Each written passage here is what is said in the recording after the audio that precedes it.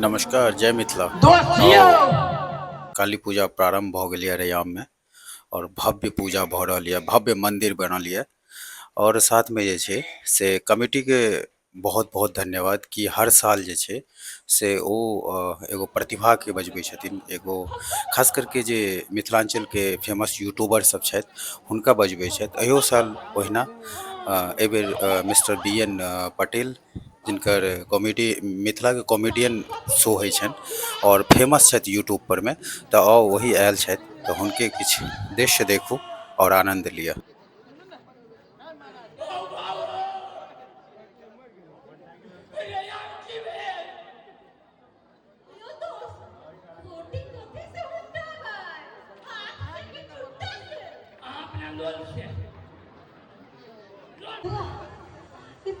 क्या बात है?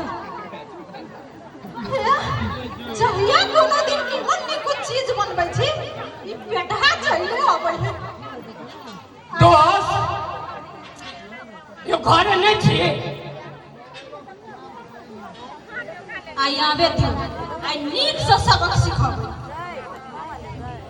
दोस्तियों दोस्त यो घर नहीं छी।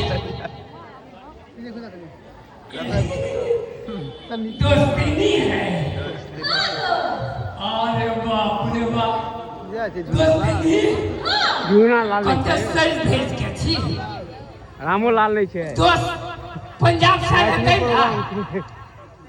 अब अहाँ के दोस्त सब दिन कमाया, तो हम से भेज के नहीं आउ त के रहता है?